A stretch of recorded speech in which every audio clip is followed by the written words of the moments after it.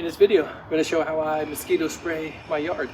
You can do it too. It's really not that difficult. Save a lot of money, and it's also kind of fun sometimes.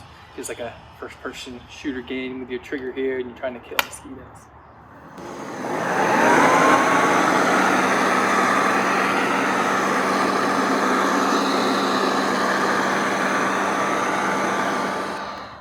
So I have a link in the description for this type of equipment. There's where it aerosolizes it. Also the chemical, you can get it on Amazon.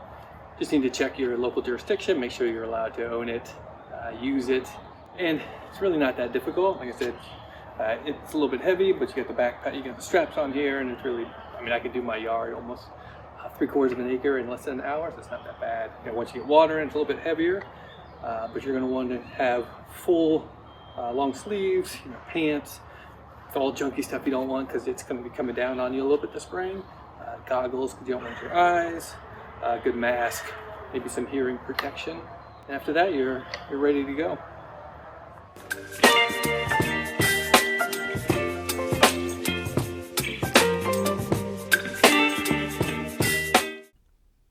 At the end of the video, I'll give you a little better description of the hardware and everything, but just starting off to show you what you do. Obviously, you need to fill it up. I usually like to put the water in there first, just before I put the chemical in there, just it makes it easier to mix it up. So you fill it up. Like I said, this one has about 3 gallons. I feel like I can get up to about 3.5 gallons. It's pretty easy to mix. It's 1 ounce of the Bifenthrin for every gallon. So here it is. Like I said, you can get it on Amazon. It's not this brand anymore, but there's a link down in the description as long as you're doing the 7.9% Bifenthrin. Again, just so you measure it out there. So I'm doing a little over 3 gallons. I do about 3 on there. Just pour it in there, or you tip it over, get it into that little reservoir so you can measure it out. Pour it in there, and then get the lid on. Make sure that the lid is tight. And so what I'm going to do is shake it up while it's in there. I found that's the easiest way, and you can really just get a good mixture just by shaking it this way, kind of vigorously, front to back, side to side. You'll actually see it coming down. So the water and the chemical mix sits in that reservoir, and it goes down the little tube, and then this is a little red lever there. That's how you control whether it's on or off. So up, it's off right now. So there's no liquid that's coming through, but you can see it slowly leaking through down here. But you can tell it's kind of mixing up. So I like that, you have to, like any other gas, prime it first, have set the choke.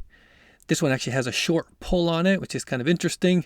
You don't have to do, mine's a little broken, so I have to pull it and get it connected first. But anyways, it's actually a short pull. It's only just a couple inch pull. And once you get it started, again, this is like, if you've ever used any gas engine before, same thing. Get it started, change the choke on it, rev it up a little bit, and you're all set. So here it is. You kind of saw a preview of this. It looks like this first shooter game person. So click that lever just to get it going, and then you pull the trigger, and then it's aerosolizing it, pulling it down that tube, and then putting in front of the obviously the air coming out. So I like to spray up into the trees because this can actually kill ticks. So I have family pets, so I like to do that. Here's a view just kind of showing from, not for that first person shooter, me hitting the trees, hitting the bushes. Ignore my green pool. I was just opening it, but I wanted to go sprays while I was out there all day, just to make sure I wasn't getting bit by mosquitoes, and does a really effective job. So you can see I'm hitting the bushes, hitting the trees, and right now I'm actually changing. There's an adapter on it, so you can adjust close up versus a long throw. So I'm actually switching it now. You can see it actually goes up 30 feet, I think it says. So I get it up into the trees. I like to just kill ticks, any kind of bugs up there. I actually like to do it during the day because it's the hottest part of the day, and that's when I do it right around noon. So that's when all the mosquitoes are actually under the leaves. So that's when I think it's the best, just to kill it and get contact on them. So here you can see this is my way I like doing near the house. I like to hit the eaves up in there just because that's where the bugs land up there as well. And I hit this side of trees, just make sure I'm getting both a good contact. Maybe it's overkill, but so you can see I like to do that first before, and then come on the outside here and then spray, just so I'm not doing it in there after I've sprayed. So like I said, hitting all the trees, hitting the ground cover, sure you get the idea, so I won't force you to watch any more of me spraying, but just give you now, do a little bit more talking about the hardware, how to get it working, how it, how it functions best. So I use the Solo brand. I got the one with the 3-gallon capacity. Just so that kind of works good for my yard. I have a half acre, but I have a lot of trees. So I can usually go through it about 2 applications, or like 2 runs, so about 6 gallons of it. I don't remember what the capacity is on the gas, but I usually feel like maybe every 3 times or so. There is one issue with this, with the gear in here that's part of the ignite, or the pull. It seems to not catch. I think I've seen some issues with it wearing down. I had the same issue, but I mean, I've had this for like 5 years, and what I found is if you give it a quick jerk, it engages the gears, and then you can pull it. Just kind of overcomes. It seems like the best one, though, other than that issue. So this is the handle you hold with the sprayer. It has kind of a diffuser on the end here. I use this for when I'm going through bushes, things like that, and then you can just pop this off. Too, for using when I'm going up into the trees or so, where I don't want it to diffuse as much. I usually just pop this off and throw this in my pocket. There's a couple different ways you can adjust on the end here. You just really have to play around with this. I haven't.